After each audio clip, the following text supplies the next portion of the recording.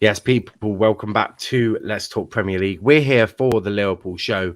I'm joined by Tyler and Rack, Gini, and Velv will be here later on. But guys, how are we all doing? We had a little break again last week, but we're back just at the right time because you're playing on Sunday. So luckily we are back today because big game on Sunday. But we'll get into that. But first of all, how are we all doing? Good, not too bad now. Just yeah, it's actually been nice to have a bit of a football break. I mean, I've been really busy with work, so unfortunately, I haven't been able to relax too much. Sorry, I've got a pitch invader, but I'm trying to look after. But yeah, you might have to come back to me, mate. Let me just deal with this dog. Tyler, how have you been? All good.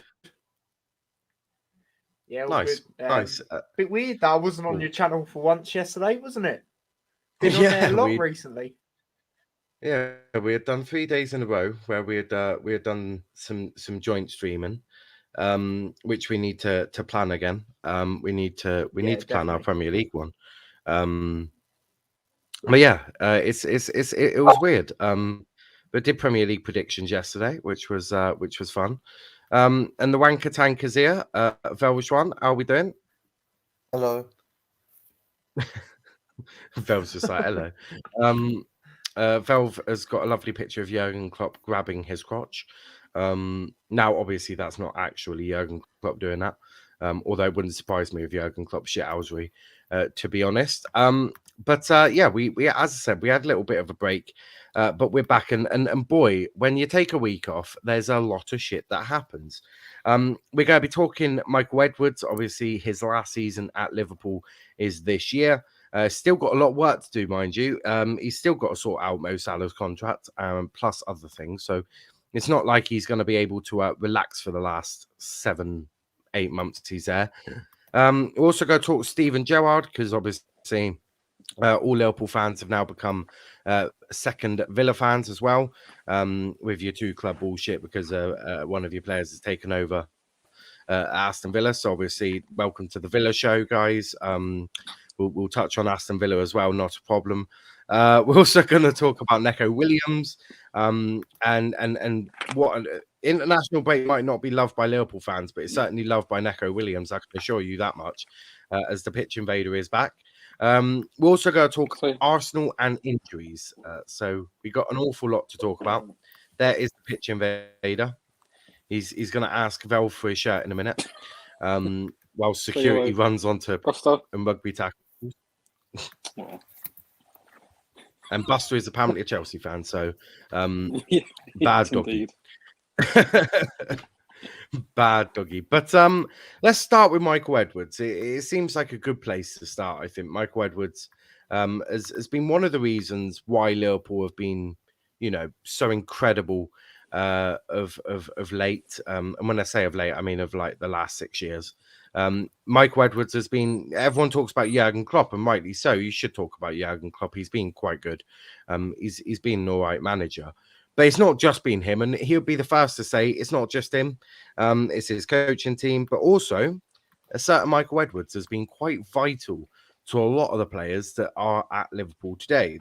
The likes of Mohamed Salah, Virgil van Dijk, Alisson. He's been quite a key part to all of that. So it's not like he's some unimportant cog of the machine like a Joel Glazer or a freaking Ed Woodward, someone who you could take out and literally replace them with anyone, and probably still get the same, if not better, results. Michael Edwards has been known as best in class. He's one of the best at what he does. Rack, I'll start with you before the pitch invader comes back. Michael Edwards, obviously he's leaving. Now, obviously that's going to be a sad moment, but how important has he been to Liverpool and the Liverpool we see today? Because there's a massive difference between this Liverpool and the Liverpool that he wasn't a part of just before that.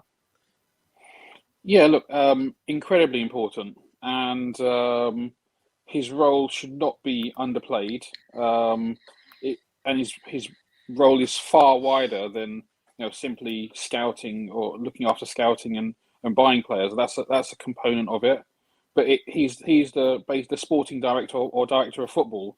So everything from the structure across the academies, all the way down to some degree, kit men and all that kind of stuff, nutrition, all those different areas, medical, rehabilitation, loans, all these kind of things come under his remit, because it's basically the all-encompassing football side of the club, and I think anyone who's got a modicum of understanding about how Liverpool are run can see that Edwards has been phenomenal.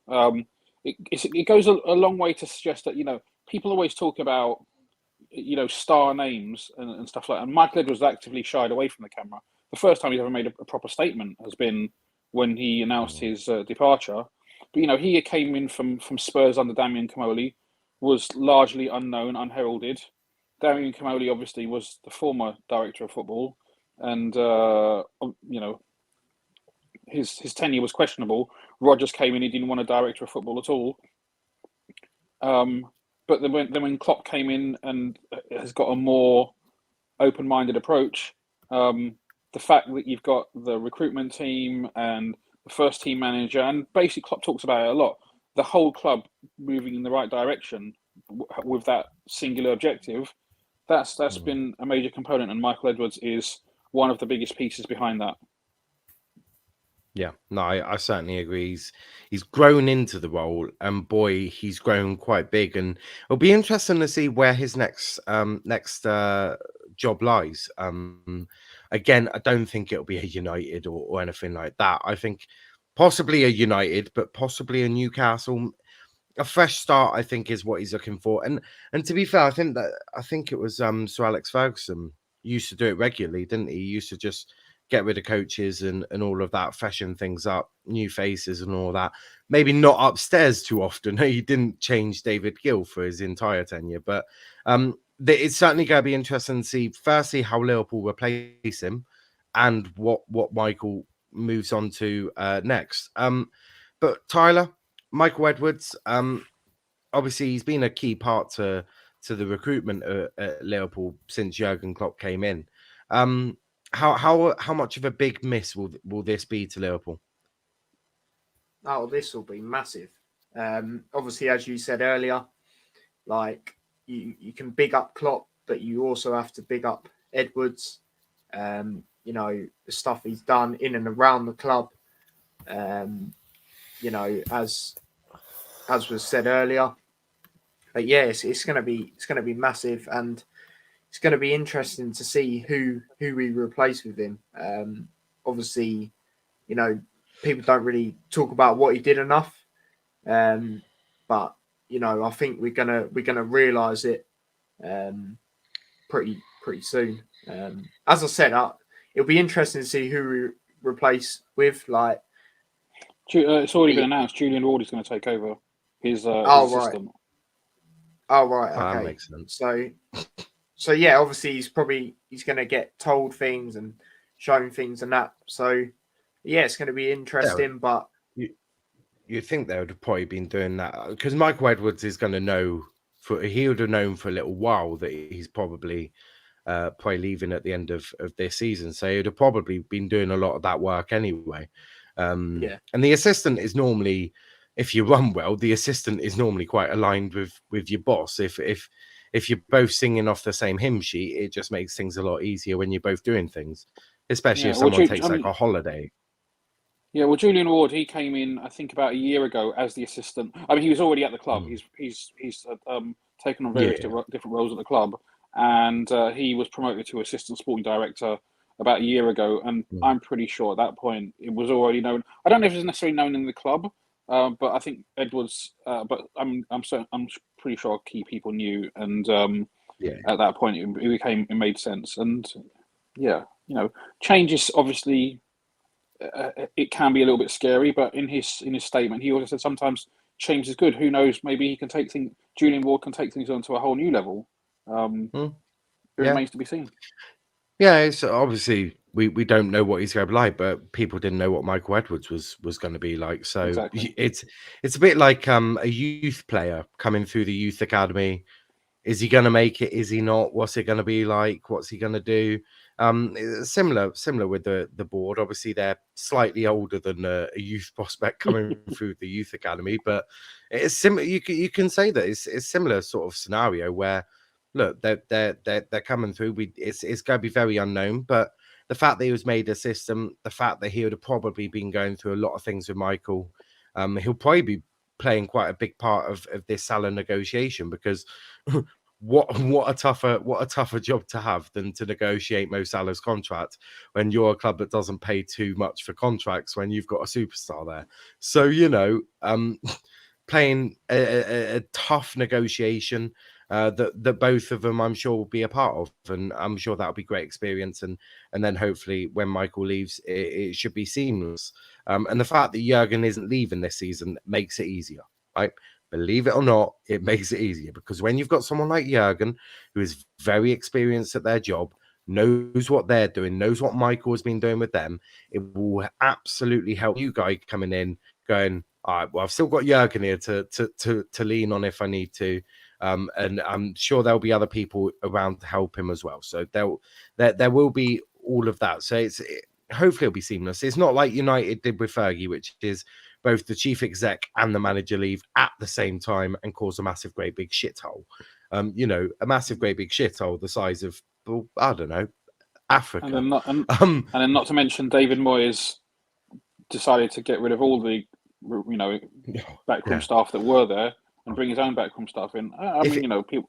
I can't. He maybe wanted his own people, but if you ever want a thing to show you what not to do when replacing a manager who's been there for 24 years plus the chief executive, just ask David Moyes how he did it, and I bet you he has regrets. I bet you he sort of sat there going, I should never have sacked all of them. Well, not sacked, but I should never have got rid of them staff. Maybe bring in a couple of your own. Maybe bring in your assistant and a coach. Keep some of the old coaches there because guess what? They're gonna know what they're doing, especially considering it was quite an old United team, mind you. It was an aging United team as well. So there were so many things that went wrong with that whole transition. An aging squad. The manager leaves after 24 years. The chief executive leaves after God knows how many years. It appears that Liverpool are doing it a very different way. Probably looked at how United went and did it and gone, yeah, we're not keen for that. So the sporting director, chief executive, same thing, is going to leave, but being replaced. Jurgen, we think, is here till 2024. Then he'll go. By that point, the sporting director would have been in role for 2 years, which should be enough to know what he's doing and to be able to guide the new manager coming in.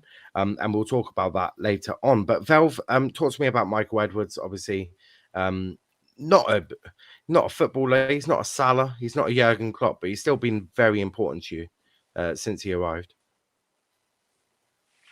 Yeah. Is that it? Just yeah. Yeah. He's been all right. I mean, I wish him all the best in it. Like, I think he deserves better. In all honesty, like he's working hard with transfers, and FSG are not giving what he needs. So he might as well fuck off then, and then just leave it for the next guy. But he's done good. Did robbery with Jordan, Dominic Solanke, and Ryan Bruce. I don't know how he's managed to get 20+ mil for that. And that's the other key. Yeah. That's the other key bit, isn't it? The money he's generated from selling your youth players. Yeah, and Coutinho, of course, 140 M's. We get Alisson and Van Dijk with that. So yeah, he's done good. Best sporting director in the league. Not this. I don't even know her name. Melina. What's her name? Yeah. Oh, yeah. Melina Granovskaya from Chelsea. Yeah. I don't know why people say she's the best when Chelsea fans won her out. So I don't get that whole situation is an odd one, right? Because apparently she's the best there is. Yeah, and I'm not gonna lie, the striker situation was an absolute shambles over the summer. You didn't know where they were going with Haaland or Lukaku. It's like I mean, I will remain to be convinced. Yeah, she's like, I think, the chief executive. She's not even like she's maybe the negotiator when it comes to transfers, but she doesn't identify the players. Yeah. She's not there sitting chatting with the scouting team saying, "Oh yeah, this is my opinion. We should buy him." She's the money person. So You'd hope she's not given an input on who to buy. no. That'd be like me walking into Plymouth Argyle going, I think we should go get Mason Greenwood. That seems like a great idea. Now, unfortunately, we can't financially back that. We'll find a way. But no, it's really one of those that you'd hope that you'd hope that the office people just stay out of identifying the targets. By all means, go get the targets and negotiate. But you wouldn't want them doing that. But I think and the reason I go at Marina, not big, but it's like I remain to be convinced that because everything takes a while with them. Chelsea don't tend to get it done quickly. I'm looking at a centre back crisis right now with Christensen and Rudiger still negotiating with just over a month before they can start negotiating with foreign teams for a free transfer in the summer. It's I obviously Salah is in a similar situation, but Liverpool have got straight onto it and they're trying to negotiate before he's even got a year left on his contract. So I do think Michael Edwards is better than Marina. And whilst if Chelsea fans are watching this or listening to this, they're probably going to be in my DMs going, how dare you say that? It's like, well, pipe down. Well, again, they fulfill different roles. Marina's the overall chief exec. She's more akin to Mike Gordon at Liverpool. So it's not quite the same thing, but she does do the transfer negotiations. But at the same time, like 1 year Chelsea fans love her. The next year they hate her. Like the season they signed that bloke from Monaco and and the guy from Chelsea, whatever, not Chelsea, Leicester, whatever his name was, Drinkwater. Oh. Yeah, Bakayoko Drinkwater. That's some. Like they were all slating her. So the reality is that none of them really know what she does. Because she's definitely not a director of football. If my club signed Danny Drinkwater, I'd probably be quite angry as well. But especially, but again, she wouldn't have been the person. She wouldn't have been the person saying, "You know who we need? Danny Drinkwater."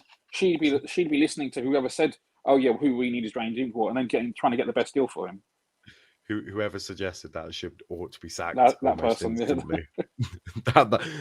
member of the Chelsea, to be fair, over the years they have had good operators. Michael Emenalo, who was the sporting director a good few years ago, was one of the best in the business at the time. So.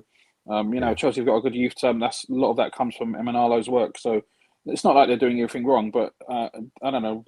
Both the extremes of Marina praise and Marina hate are wide of the mark. Oh, 100%. Cop says, help me if we lose or play poor and draw. Can disappear till next match. That's, I'm presuming, against the Arsenal game. Mustafa says, dusted club. Apparently Wolf is here. Fake Wolf, though. It's not fake Wolf. I've been reading the comments. Big up Chris. This is my new account. Fight me, Mustafa. Okay. Valve's getting gobby in the comments as well. Valve, in my Progenio pens with lightning ripples. Lovely. All right. Mod me, look. Done that. Sue. Oh, it's a cute puppy. There's a doggy. It's a Chelsea fan, though. Sue is crap, the man. Ronaldo is crap. Mo Salah is the best. Salah is the GOAT at the moment, isn't he? David Sullivan, best sporting director. No one comes close. Are you shitting me? You lot have wanted David Sullivan out of your club more times than I've had hot dinners. Nah, bodied Marina with Rice and Zuma. I don't think that a man should be bodying a woman without permission, personally, but no, it's because Lanzi went. You're muted, Rack. But yeah, Lanzi went bodied Marina with Rice and Zuma. Pretty inappropriate. Out of context. Yeah, out of context there. Also, big up to Max. But I want to talk. Who's that you got there? Big up gangster Max. His name's Buster. He's biting my hand at the moment. He's loving. Yeah, Max is a cat. Yeah, it's a cat, Max. But obviously, I want to talk about Stevie G before I talk about Neco Williams, because we're going to, obviously, we've got 3 Villa fans here. Well, actually, I'm not sure what your stance is on this 2-club crap. Now a Legends took over another club. I'm Yeah, up the personally not a Brummies. fan of it. I'm personally not a fan of it, believe it or not. I know, it sounds shocking. When Paul Sturrock took charge of Southampton, I didn't just become a Southampton fan. In fact, I was pretty pissed off. But Tyler, I'll start with you. Steven Gerrard, does that now automatically make you an Aston Villa fan, or can you just admire from a distance what Steven Gerrard might do? Admire from a distance. Yeah, really. It's just, yeah, I don't really know what else to say. What do you make as Gerrard going to Villa though? Like, good move, dangerous. It's one of them. I feel we can't really judge it until a couple of games has been in with him. Because obviously it's a step up. Like, no disrespect to Rangers, I know they're a big club and that, but they're not in the Premier League. So yeah, and obviously Villa are a big club. They want big expectations. They want to get back in Europe and that. So it's, you know, obviously it's not going to happen straight away, but it's one of them where, you know, it'd be interesting to see how Gerrard does. And yeah, it's one of them things where I feel, as I said, you can't really judge it until you've seen a couple of games with him. Yeah, no, I definitely hear that. What about you, Rack? Because obviously I've seen many Liverpool accounts going, "Oh, I'm a Villa fan now." I even saw one Liverpool account going, "Wouldn't mind the 7-2 happening again if it's Gerrard." It's like, mind. I kid you not. Obviously, it was international break, so people have been losing their minds anyway. But I was mind blown when I saw that. I was like, "You're actually happy your team losing 7-2?" But as long as it's Steven Gerrard destroying your butt cheeks, like, okay, that makes no sense at all. I suppose my view is I wish him, if I was a Liverpool fan, I hope it goes well for him. He's a great guy, a Liverpool legend. I just hope he doesn't enjoy Anfield or beats us ever. Like, that would be my view on it, because I wouldn't want my team losing. Yeah, look, I obviously Steven Gerrard's a hero of all Liverpool fans, I'm sure. We all want him to do well. I can't imagine there being any Liverpool fans who don't want him to do well. Obviously, don't want him to do well at the expense of Liverpool. So, we're, you know, I don't even saying that I want him to win every game again, apart from the one against Liverpool. That will put them in the contention to win the bloody league. So, I don't want that actually to happen. I'm happy. I would love it if he finishes second and we finish first. But Liverpool just a safe distance away, just a nice safe distance, just a bit like coronavirus, the social distancing at all possible times. Are you comparing as long Steven Gerrard to the coronavirus? No, not quite. That's probably more. That's exactly what you do. No. I say in terms of the gap. It's a bit like Argyle and Exeter. We like to be socially distanced. We like to be a league between ourselves. But I suppose you'd probably like it if you could be, you know, 9-12 points away from Gerrard in second place. Yeah, of course. And look, it's a difficult one. First of all, coming in mid-season is going to be tricky. Yeah. It's going to take him. I don't know how easy or difficult he's going to be able to transmit his ideas to the players.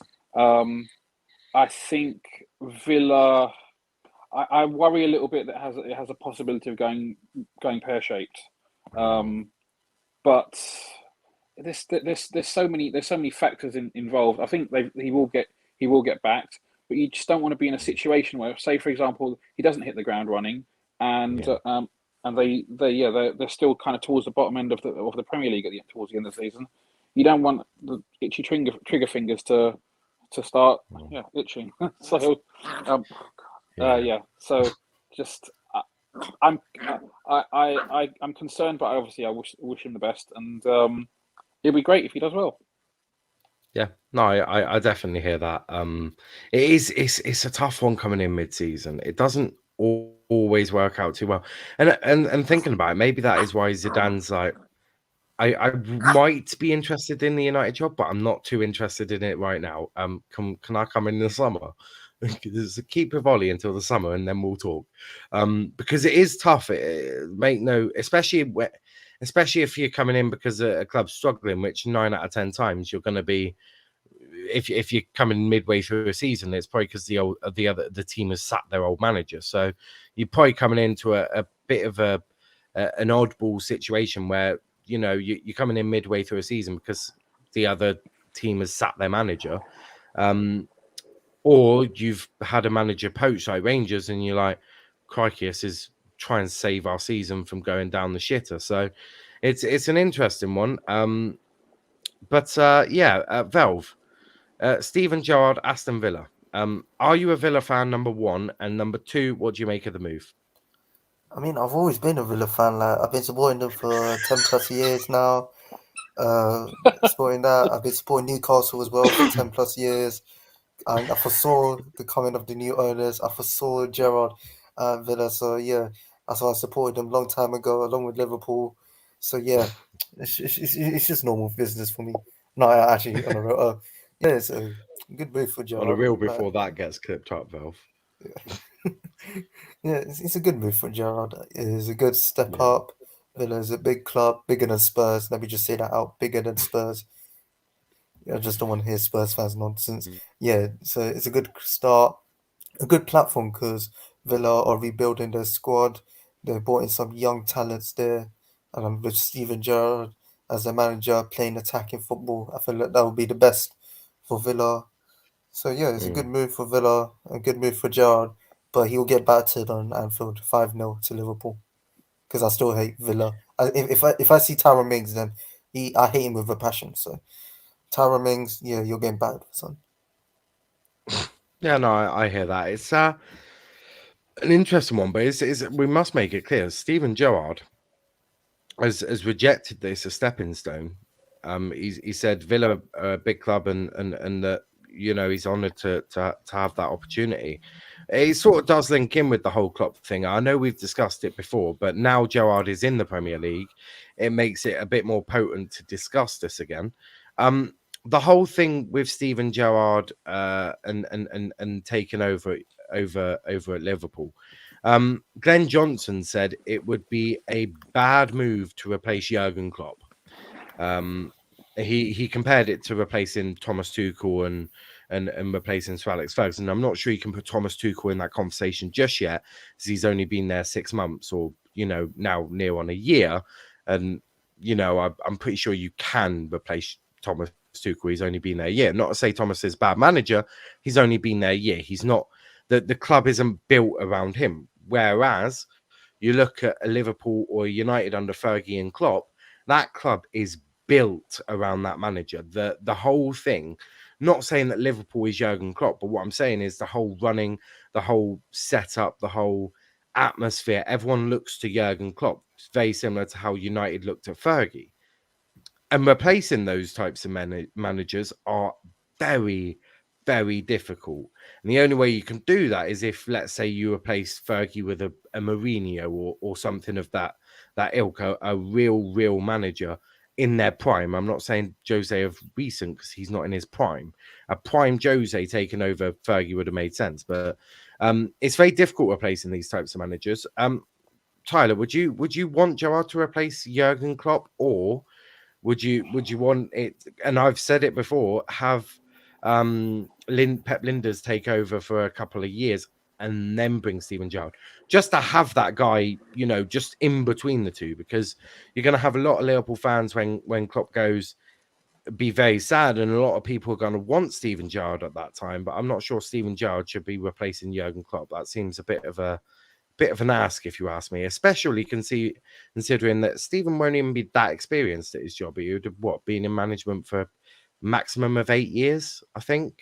That's nothing in football management, that is, especially when you're coming up against some of the best managers in the world. So would you want Stephen to just continue building up, maybe even go abroad? I've said that before, maybe go La Liga or Bundesliga or something, just to taste that different style of football. And before anyone goes, he's been in Scotland, Scotland and England football is pretty much the same, right? Apart from Scotland isn't the Premier League; it's just compared to like the Championship and League One, right? So he has essentially tasted English football just with haggis, right? He's had it. He's basically had a full English with a haggis there, right? That's what Steven Gerrard's done. When I say, tasty international football, I'm on about La Liga or Bundesliga, something very different and very, very European. But what's your thoughts, Tyler? Yeah, I wouldn't mind Pep Linders, due to the fact he's obviously Klopp's assistant and he's been in and around the club for years as well. So, he'll know how things are and that. And yeah, as you say with Gerrard, maybe experience somewhere else. But then again, it's one of them things where you have to judge in a few years, see how he's done over the years, and then you could potentially look at the move,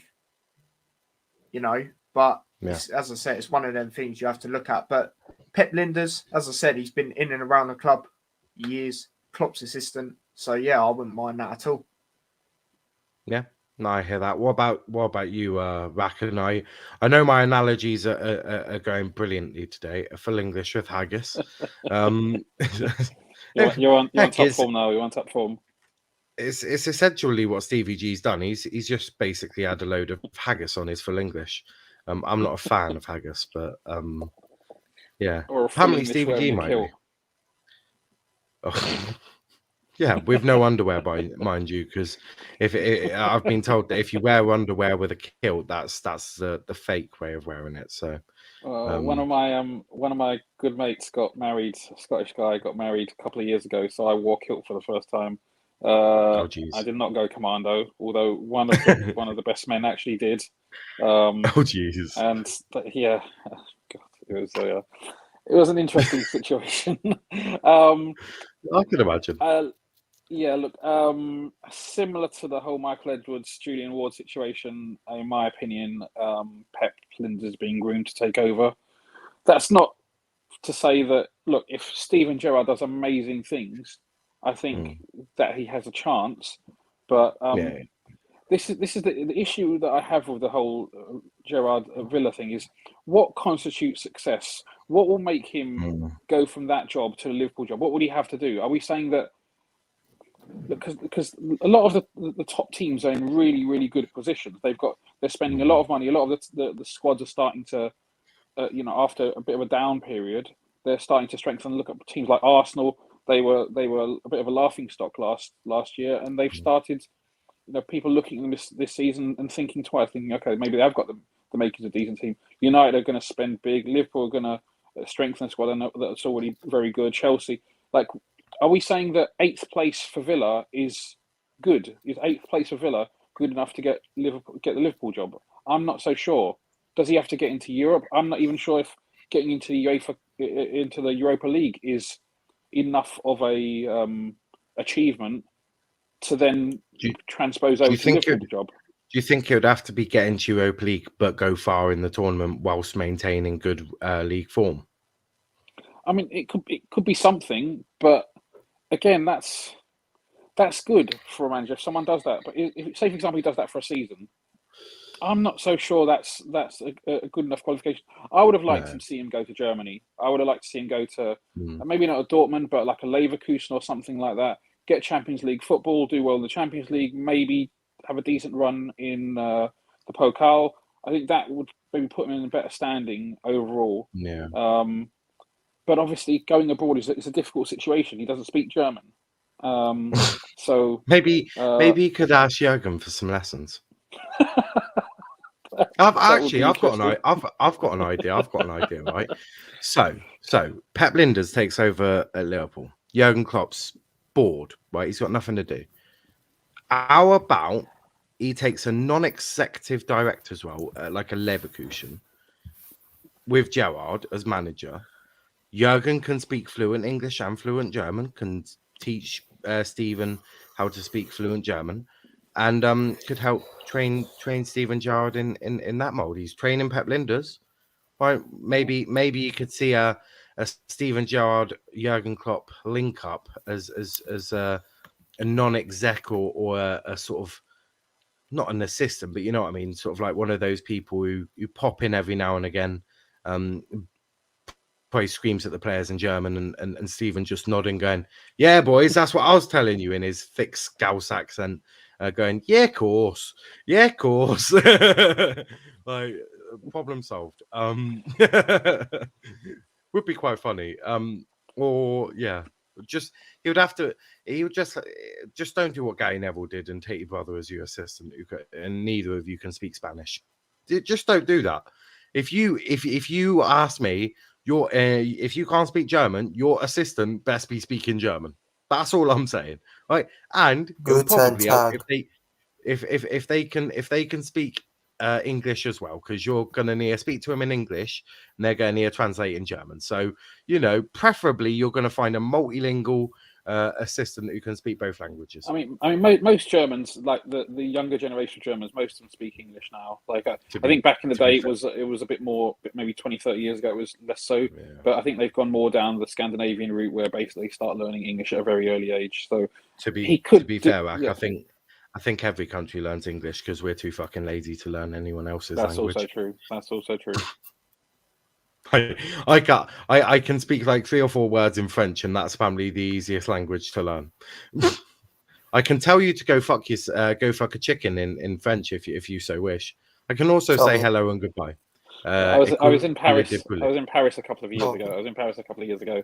And I went to a restaurant with one of my English mates, and he asked for the menu, and when the waiter handed it to me, he said "gracias." I could not stop laughing. Even I know that's not damn French. I suppose he's got "thank you" just in the complete wrong language. Just in the wrong language, yeah. Yeah. What is "thank you" in French anyway? Anyone know? Merci. Merci. Merci That's beaucoup. the one. Oh crikey! Don't get too European. Technical. Yeah, or technical. Also, Val says Mustafa, don't swear in front of Rack's pet cat. Have some respect. Love it. But Val, there is Buster. Is he? You see him? No, yeah, he's just he's come chilling. out. Yeah. Oh, he's just chilling. Val, did I get you to talk about Gerard? I don't think I did. No. Oh no, it's about. Yeah, you did. After You clock. said. Oh yeah. After just everyone basically, sort of the whole after Klopp situation. Rack's given his thoughts. He thinks Pep Linders is being groomed for the role. But yeah, what about you, Velv? Steven Gerrard ist ein Weltklasse Manager. All right, so I understood world class manager, but that's about as much as I understood. And also Ole in after Klopp. Oh Jesus! What? Did you just say Ollie in after Klopp? Yeah. Oh Jesus Christ! Tyler, save the podcast before I get Liverpool fans saying that this is the worst podcast they've ever listened to. Replacing Steve, replace Jurgen Klopp with fucking Ole Gunnar Solskjaer. Jesus Christ! It depends with Pep Linders. If he's gonna play the Klopp way, which is the German football way, then yeah, Pep Linders. But I'm looking for. Well, I can hardly see fucking Pep Linders turning into prime Burnley, mate. You never know. He's been the assistant under Jurgen Klopp for how long? Yeah, loads of years. So yeah, you never know. He might think, oh, Sean Dyche, because you never know. Sean Dyche and Klopp have beefs, so he's probably like, hey, Sean Dyche could fuck up Klopp. I might as well copy him. What? Right. So Valve's logic is that Pep Linders will start to play Burnley style football. Interesting, I suppose. I thought he would just probably play the 4-2. If Pep Linders had half a brain, he'd go for a 3-5-2. The only I actually wanted us to play Burnley is, football this year because I want well, to no, win the title. I wouldn't say Burnley football. I'll just say play a 3-5-2 because it means that you could just have Trent doing whatever the hell he wants to do on that right hand side, i.e., get more attacking. Also, it means you can move Mohamed Salah up front. Does mean you have to drop Mane or Firmino or Jota, or two of them actually. but they're Drop maybe. Oxlade-Chamberlain. He's fucking shit. Oh, the last time I checked, Oxlade-Chamberlain wasn't a regular starter for Liverpool, but I could be wrong. But Tyler, after Klopp, how do you see it going? Stevie G, Ole Gunnar Solskjaer, Pep Linders, just a few names mentioned. Second one was mentioned by Valve, so I'm going to class that as news. Now, as I said to you earlier, I could see Pep Linders, but as I say, it's one of them things with Gerrard. We have to judge it how he does, and as Rack said earlier, what can you really judge? Like as well, when you really think about it, like what does he have to do with Villa? Like what do people consider it as? Top four he has to get. Well, I suppose I was just about to say Moisey has currently got Europa League last season. He's doing well in the Europa League and he's in the top four at the moment in the Prem. Now, obviously, we don't know where he's going to finish. I would be surprised if they finish top four. That's not because I don't like West Ham or Moisey. It's just I think that the likes of it. United can only play so shit for so long with the players they have before things start to click and they start to score goals and win games. Only getting sacked. Well, probably. Wouldn't you sack Ollie after he's been because I humiliated twice? They made a decision to sack him until they get a replacement. So he's getting sacked. I think they have made that decision. They're just working out who they're going to get. They had talks with Zidane. I'm sure they've probably even spoke to Van der Sar at Ajax about Ten Hag, and he's probably been like, "Yeah, how's fucking Donny, you wankers?" Imagine if they get Nuno, that'd be so funny. They get Nuno. The United show's views would rocket because everyone would be like, bloody hell, they're ranting again. Big up to Riley. Also big up Wolf. Saw you streaming, but I'm about to play some video games with my little brother. Have fun, y'all. Catch you in a bit, Josh. Catch you in a bit. Revise your UK slang test. Absolutely. But I want to talk about Neco Williams before we talk about the Arsenal game. International break is despised by most Liverpool fans because it's most likely when Salah or Mane could get injured, or Alisson, or Fabinho or Henderson, or the list goes on. But for some players, international break is a really important time of their season because Neco Williams, who is not a regular in the Liverpool squad, doesn't play an awful lot of games. So when he gets to play with Wales, he gets those minutes which are crucial for him, but it also allows him to showcase his abilities. This recent international break, he played left wing back. Obviously, presuming some injuries happened or some sort, but Neco Williams played left wing back and did very well. I watched the Wales versus Belgium game, and to be fair, Neco Williams was unlucky not to score a goal after headbutting Aaron Ramsey. When I say headbutt, it was quite a cracking headbutt as well. Clash of heads there. But he played really well and had a really, really interesting game. Now, I've said that Jurgen clearly doesn't trust him as much as say other players, obviously, and he's not going to get in over Trent at all because that would be mad. But I thought he had a really good game. Is it time to let Neco Williams go and experience first team football elsewhere? Because let's face it, he will never get at Liverpool. So Tyler, we'll start with you. How is it time to let Neco go? Personally, I think it is because, as you said, you saw it a lot last season as well. Klopp, I don't know. I don't think he really seems to. I know this might sound a bit bad, but he don't really seem to trust him. Because if you look a lot last season as well, and even this season in right back, when Trent's not been available, it's been Milner that's been put in there. Yeah, I know Milner's versatile, but he's not. Nico was injured earlier this season. Just pointing out. So, it's just I don't know. I don't feel he feels he's a player that I don't know he wants, if you get what I mean. And I feel it is time to put him out somewhere, even if it's sell or loan. Because as you said, he's not getting over Trent. Yeah, He's a good little footballer as well. I quite like. Yeah, definitely. Neco. I back a lot of. I apart from Greenwood, I tend to back a lot of these sort of players that aren't normally. They're not hyped up like the rest, but I Not see spoken something about in. enough. Yeah, it was like I rated Aaron Ramsdale way before the Arsenal fans jumped on this hype train.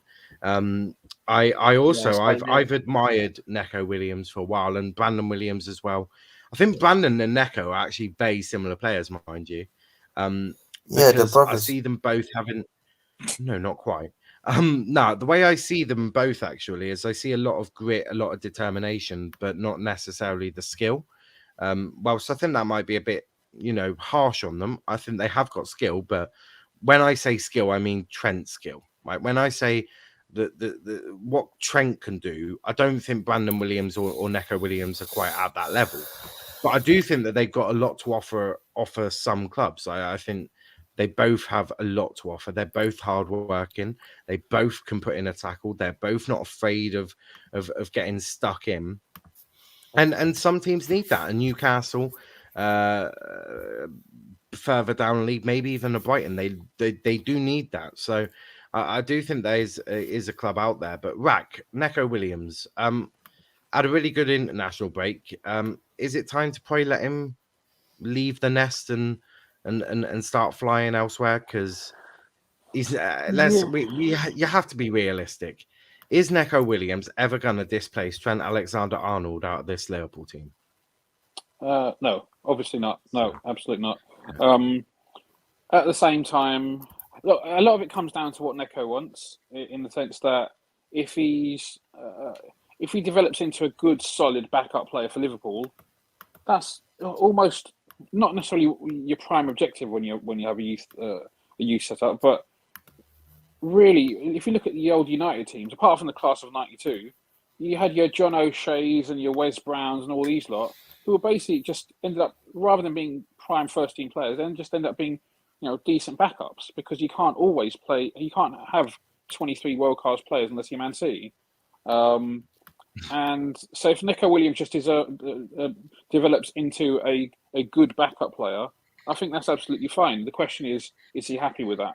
And if he doesn't feel like, if he feels like he wants more, and the club can't give it to him, then fair enough. We give him a Klopp hug and we bid him farewell, and then we get someone else in, or we bring someone else in from the youth team who will maybe fulfill that role that he's leaving for a couple of years or longer.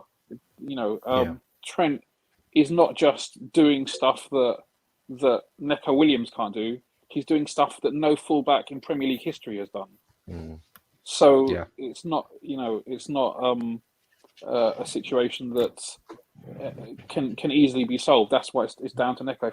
If he wants first team football and wants to play Premier League first team football for the rest of his career, it's not going to be at Liverpool, unfortunately. But again, we wish him well, and he goes off and does his thing, and we'll support him to some extent. Yeah, no, that's a fair way of looking at it. Valve, what about you?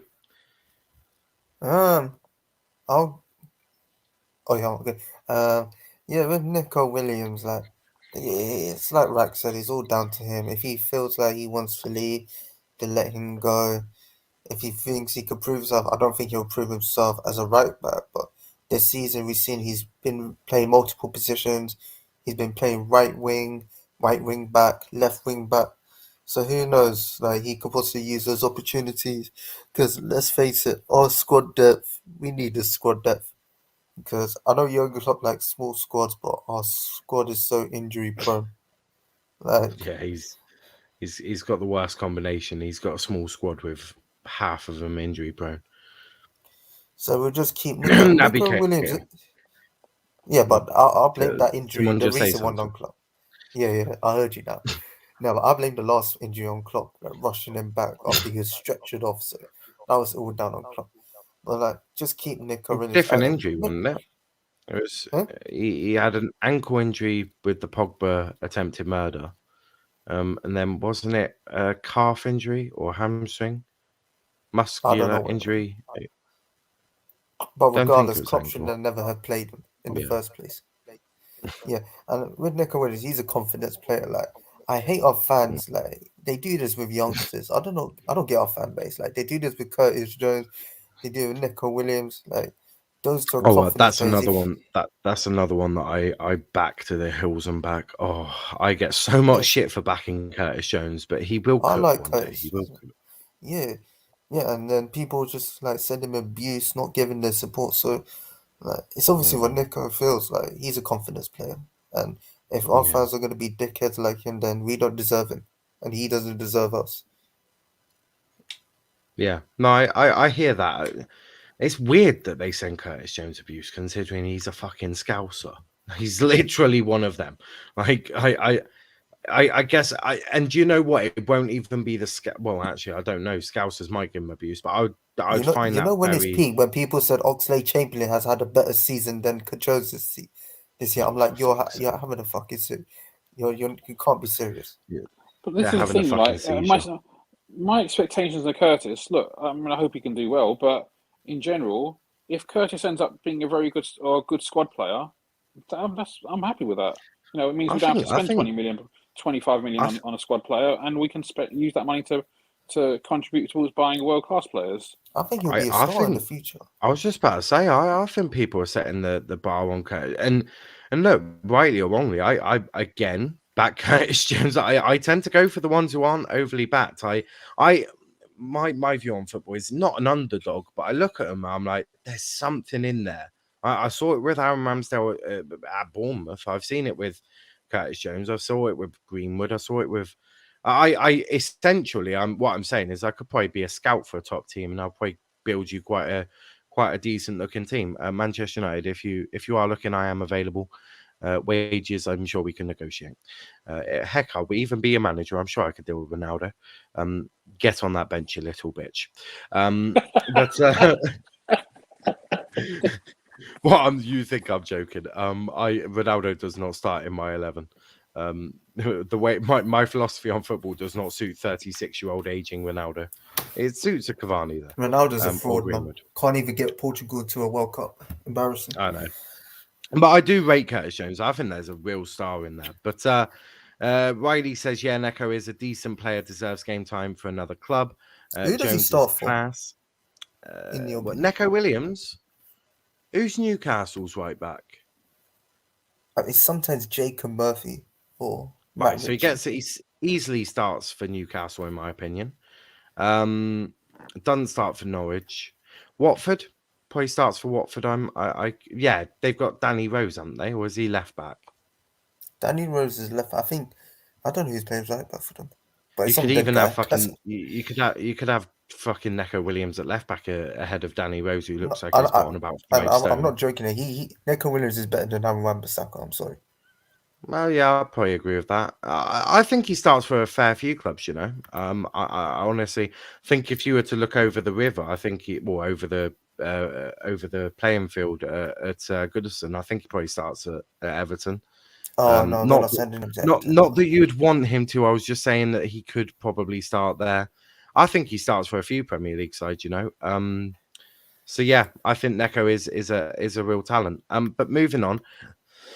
I want to talk Arsenal because you are playing Arsenal Saturday or a Saturday evening, shall I say, at Anfield.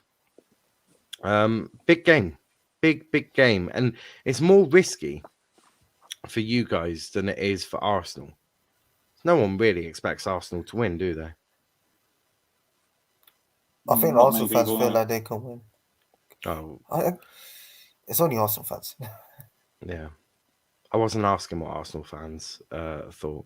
But no, it's an interesting one. Tyler, I'll start with you. Thoughts on the Arsenal game? Well, due to the question in the thumbnail, I'm going to answer that. Yeah, I feel it did because obviously our last game was a loss, and it gives us time to look back at it, you know, see what the mistakes and errors were from that game. But yeah, Arsenal obviously they haven't lost since Man City, but who have they really played? And even the wins they've got, like you look at the Watford win, was not convincing at all. Like loads of their games, like in the games that they've won, just haven't been convincing. Yeah, You know, 1-0 wins.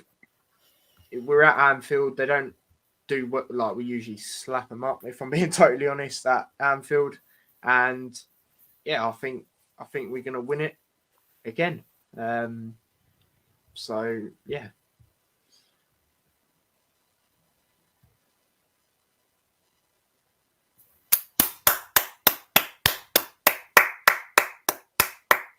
I think he's froze, to be honest. Oh, I don't know. We lost Niall. I'm just giving a standing ovation. Niall? Well, in the meantime, I'll give you my opinion on the Arsenal game. I think it's interesting from Arsenal perspective, just because this is their first real test since this kind of last 10 games resurgence has been for them. They played Spurs, obviously, but And they played Leicester as well. Yeah, yeah, true. Okay, maybe I'm being a bit unfair, but Leicester haven't been great this season, and I and obviously we're coming off a bad result, so I expect us to win for sure. I hope the team feel like they owe someone I don't know about thrashing, but a beating just because of the last result. And I always think back to the game where I think we beat them. Was it 2-0 or 3-0? And Arteta just came out at the end of the game and was like, "No, you take up the good positions. You try and press Liverpool. When they're playing out from the back, and then all of a sudden Virgil van Dijk sprays a 60-yard pass, and then they're out, and Salah's got the ball, and they're bearing down in your goal. And I hope we see a lot of that on Saturday." Yeah, Arsenal fans got into my computer again. It always happens, right? Every other club I can talk about, but apparently the minute I get onto Arsenal, boy, everything starts going wrong. Arsenal fans, you really got to stop bugging my computer, wankers. Yeah, ESR shit. Yeah, say it again now. Tell him again. I will definitely not say that. I will lose. Knowing my luck, I would lose everything on my computer if I say something like that. But Velv, Arsenal, talk to me about it. I just want to batter those fuckers, man. I want to batter them, man. Like, these man, like they do this to themselves. They go in a nice unbeaten form. They celebrate. They get their cocks out, start masturbating in the streets. They do these kind of stuff until they get come against a really good team. They lose. They go back to reality. They go back to relegation battles. It's a cycle of Arsenal. Like, I don't see them do anything to us. Their front three has not been scoring. Only ESR's been, but ESR shit. Even when people try to compare him to Mason Greenwood, it's ridiculous. Mason Greenwood is generational. ESR is just a Jack Wilshere with better teeth. Let's get on it. Let's be honest. It's just I don't get this hype from Arsenal, bro. Like, they hype on Gabriel. They're like, oh, watch how Gabriel does this. He's gonna pocket the attack. Man got outjumped by Jota in the last game, and you're telling me Gabriel's gonna pocket our attack? Allow that, man. I'm pretty sure he made 2 mistakes as well in that game. Ben Shite, he ain't gonna do anything. Ramsdale, he's been good for Arsenal. I'll give him credit. He's been very, very good. I back Ramsdale, so pick your next words carefully. Yeah. Ramsdale, I like Ramsdale. He's a good goalkeeper, but I feel sorry for him when we're going to abuse him with shots, after shots, with Jota shooting, Mohamed Salah, Mane's back, ready to score some goals. The only chance if Arsenal were winning if Oxlade-Chamberlain starts for us. If Ox starts, then yeah, Arsenal have a chance. If he doesn't, then yeah, we're pamming you guys. Like, and Thiago's back. I like French kiss. Like, that's all I'm gonna say. So we can safely say that Velv is very excited about Thiago coming back. We've had both French kissing and masturbating in the streets in one monologue, which is an interesting energy to bring to the podcast. Oh, why did I say that? I don't know. I don't know why you said that Arsenal fans get their dicks out and start wanking, but yeah, welcome to Let's Talk Premier League. DC says, Sue, what the fuck? The second I join, what the fuck is Velbon? That'll point. You're gonna have to put like an 18 certificate on this one. Oh, we actually had someone come from Liam's channel. He says, is this family friendly? And I went, it really depends on the podcast. Almost every podcast will have swearing, so we do have to advise that. But it really depends. Like the most PG shows are probably the ones I do with Liam on Argyle when we win. When we lose, that's a different kettle of fish. And I've used some last season. I used some shocking analogies on our defenders, all of which are shit. But moving on, score predictions for. So I was about to say tomorrow's game, but you're not playing Friday night. Tyler, what's your score prediction for the Arsenal match? In fact, you're giving yours tomorrow on your channel. So just tell me if you think Liverpool are winning or losing. Winning. Straightforward now. Just imagine if Tyler just went, I think we're losing. Arsenal they've got too much quality, boys. Lacazette out front. He might not even play. He might not even start. Even though I actually think Lacazette might be Arsenal's best striker. Actually, let's talk about that quickly. In terms of the opposition, Arsenal striker it gets spoken about an awful lot, right? And they always keep chucking Aubameyang up there, and I always think to myself, I don't think Aubameyang is a striker. I think he's better off the left. I think he's better when he can cut in on his right and all of this. He's very much a sort of Marcus Rashford type player, right? Or a Mane, maybe not to the sort of the same level as Mane or Rashford, but I think that's his sort of game. Do you think Lacazette would be Arsenal's best striker if Arteta played him a little bit more? Because he seems to have that link-up play that I think Aubameyang seems to lack a little bit. Tyler, we'll start with you. Oh, right, okay. Yeah, I think he would. Like, you look at, was it last season? I think he scored like 3 games in a row, and then Arteta just dropped him.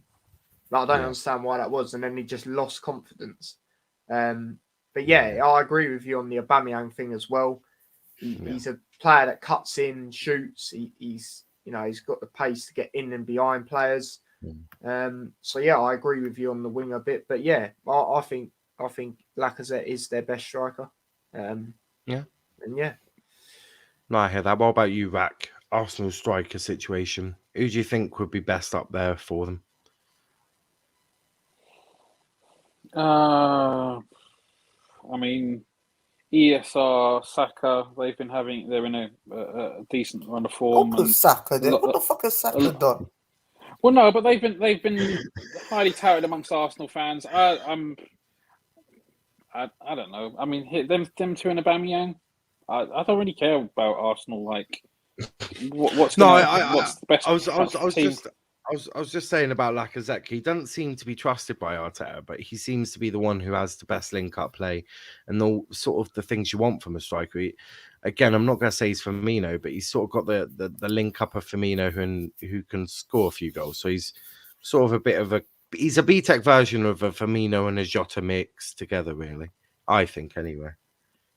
With Bunda. He's got all of that. He's Lakabunda, bruv. He's Lakabunda. That's his name. Bro. Yeah. He's also partial to a bit of Odegaard, and if you know, you know.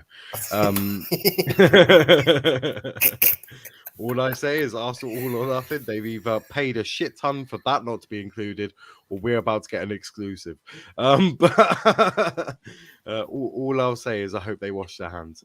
But Velvishwan, do you have any opinions on Arsenal striker situation? Yeah, I think that's why Arteta on the other day just went to film with KSI and them man there. He's looking for a new striker to replace Lakabunda Obama who. Oh, sorry, AJ Tracy, because he looks like AJ Tracy with the hairstyle. And who's that? Who's Nicholas Pepe, bro? Who the fuck is he, man? Shit baller, bro. Actually, I like Pepe, man. Come to Liverpool if you can. But anyway, what? Yeah, no, I like Pepe, man. I like him, but he's shit. Bloody hell. Yeah, but their attack is not going to do anything. I don't know why Rat brought up Saka into this. What has Saka done? Stepdad against San Marino, bruv. What has he done I this don't season? mind. I haven't even. I don't mind Saka. I think he's all right. Like I don't How know. many I mean, who else plays up front for them? I'm not really sure. Like ESR plays on the left, but he's still there. yeah. But I mean, as a part of a front three or front four, whether they play 4-2-3-1 or 4-3-3, you know, I don't know. Martinelli's a bit of a baller, isn't he? Yeah, but Yeah, but not Greenwood has he level. played that many games? Like No, not I really. know I'm he's just been saying. talked about. It seems like he's talked about more than he actually plays. Oh, he is. He's a baller though. I do like him. But moving on, score prediction, Mac. How do you see this game going? I think we will win 3-0. 3-0. Okay. And Velshwan? We will this whole Arsenal solid defence shall have a bit of a rude awakening. Oh, I can't wait. Just don't hurt Ramsdale too much. I like him. Ramsdale's all right. Yeah. Velv, what about you? Wait, I'm just using the generator to find it. Just bear with me. Okay. Okay, so 17-4. rock and roll football back at Anfield. Can't wait. Yeah. Oh, okay. Wait, I'm waiting. It will take a You're while. waiting. This is good podcast material, now. Yeah, I know, right? You got you got Valve using generator. Riley says 3-1 Liverpool. I'll probably agree with that. 3-1. Van Dijk to slip, maybe. Now Jard's back in the Prem. Oh, this generator sucks. They said 1-0 Liverpool. No, 3-0 Liverpool. Okay. So which one are you going for, Valve? 4-0 Liverpool. Excellent. That works. But yeah, I've enjoyed that. Yeah. Valve is always an interesting addition to the podcast. Love having you on, Valve. Absolutely brilliant. Yeah. Yeah, you mean. Valve's well happy. We'll be back tomorrow. Chelsea lot are up next at 6 p.m. Then we have the Depressed United lot. They'll be back tomorrow talking about Ole Gunnar Solskjaer and Watford. Some of their fans are in a great mood. I can't wait to talk to them. We're going to talk about all things Finaldo, which is his new name because he is finished. But moving on, you can find our socials on Twitter at Let's Talk EPL on Twitter, Let's Talk EPL _ on Instagram, and Let's Talk Premier League on TikTok. If you want to follow me personally, it's Niall _ PAFC. I'm normally bodying Ronaldo or talking about Argyle at the moment. That is the way I'm going. I've left Arsenal alone for a little bit. I'm waiting for you to be shit again. United are in my eyes at the moment, so I'm dealing with them. They need the awakening. But Tyler, where can they find you, mate? As you can see, T-Boys TV. Next, I didn't even mean to make that wrong. Next video that is coming up is a live stream tomorrow to Premier League predictions. So yeah, hop on to that one. I'll be doing it with an Arsenal fan as well. So yeah. What could possibly go wrong? Rak, where can they find you? If I just put you in Tyler's position, there we go. At Raxing1 on Twitter. That's the main place. Do spaces and all that kind of stuff with some of the boys over there. On what's it called? Oh, Buster's done a massive fart. That's brilliant. The first X night. Fucking stink that is. So first 11, yeah, do Liverpool show on Monday on first 11. Terrace. I was supposed to be on the terrace today, but unfortunately, I got roped into looking after Buster, so I had to quit that one. But yeah, on the terrace every now and then, and yeah, here obviously. So you can't miss me. And Buster may join at some point in the future as well. Nice. We need Buster versus Bruno one day. That would be an interesting fight. But Velv, where can they find you, mate? You can find me at Elon Musk's house. Oh, okay. You bought the Tesla shares. Yeah, I got 5 Teslas parked outside. Come, bitches. Brilliant. What an ending. We'll be back tomorrow, but until next time, guys, I've enjoyed that. But yeah, thanks for watching and peace out.